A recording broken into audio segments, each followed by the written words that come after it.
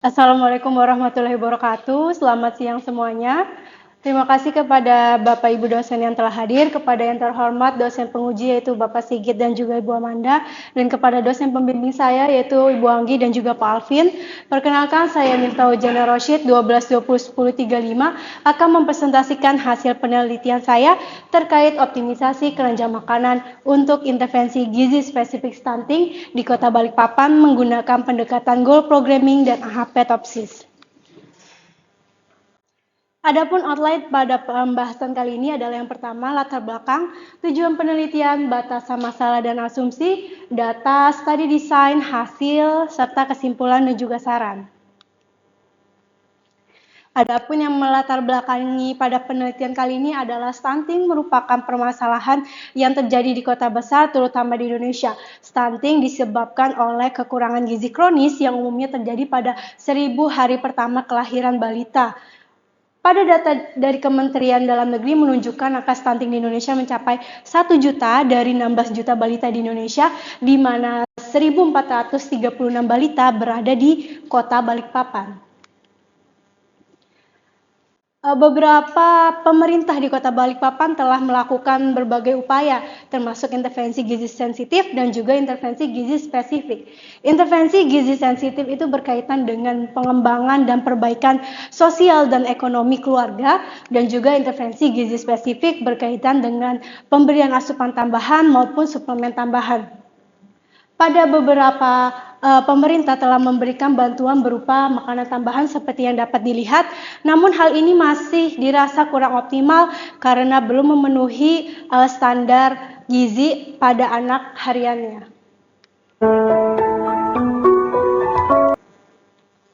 Selanjutnya, oleh karena itu tujuan dari penelitian ini adalah menyusun 10 keranjang alternatif sebagai suatu bentuk pencegahan stunting yang optimal dari segi nutrisi dan juga biaya. Kemudian tujuan yang kedua adalah memperingkat keranjang alternatif tersebut sehingga ditemukan keranjang alternatif yang paling optimal dari segi preferensi ibu menyusui.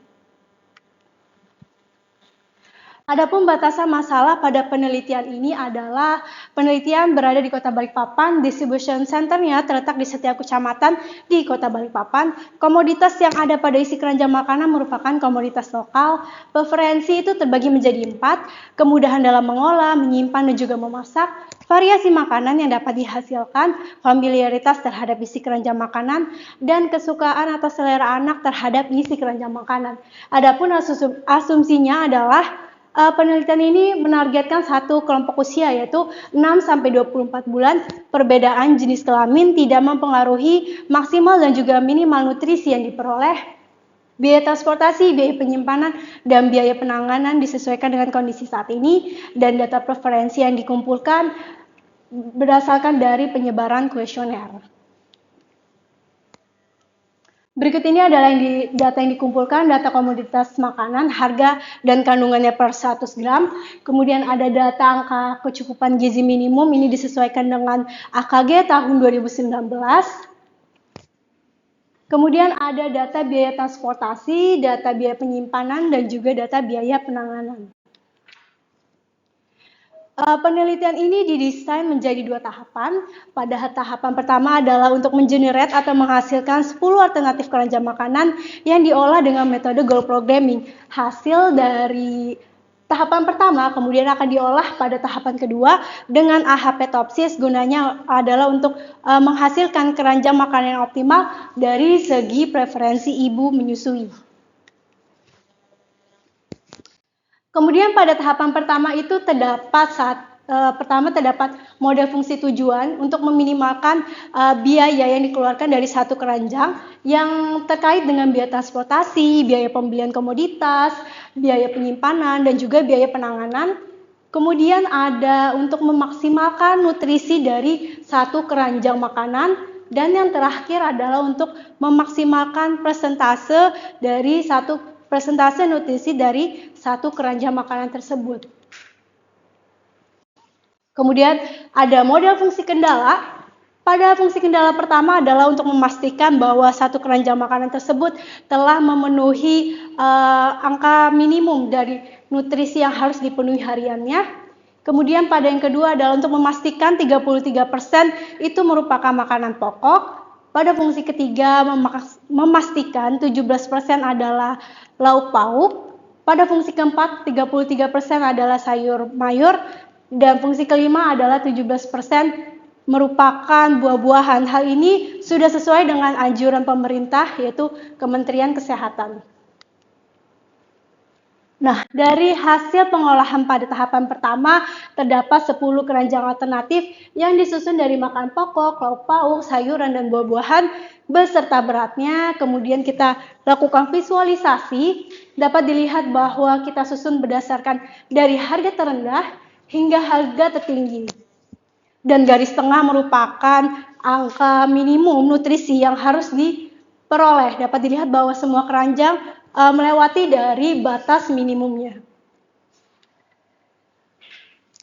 Dari 10 alternatif tersebut, kemudian kita lakukan perankingan menggunakan AHP Topsis.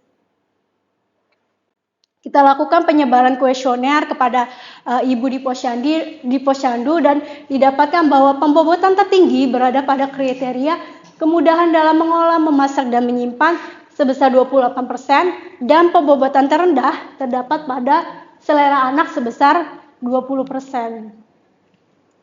Sehingga dari pembobotan tersebut kita olah dengan Topsis dan menghasilkan bahwa keranjang makanan pertama merupakan keranjang makanan yang optimal dari segi preferensi. Kemudian kita lakukan analisis sensitivitas untuk mengetahui apakah terjadi perbedaan jika kita melakukan penambahan dan pengurangan sebesar 3%, dan ternyata perubahan tersebut tidak terjadi secara signifikan karena keranjang makanan pertama tetap yang paling optimal. Kesimpulan dari penelitian saya adalah goal programming dapat digunakan untuk menghasilkan dua tujuan yang berlawanan. Dalam hal ini adalah memaksimalkan nutrisi dan meminimumkan biaya. Kemudian AHP Topsis dapat digunakan untuk meranking alternatif dari keranjang makanan yang dihasilkan. Dengan mengintegrasi kedua model dapat diketahui bahwa pencegahan stunting dapat dilakukan secara lebih efektif dan efisien dari segi biaya, nutrisi, dan preferensi penerima keranjang makanan. Adapun saran pada penelitian ini adalah menghilangkan asumsi pada beberapa biaya dan mengumpulkan data preferensi ibu menyusui se-Kota Balikpapan. Itu saja yang dapat saya sampaikan. Terima kasih. Saya kembalikan ke moderator.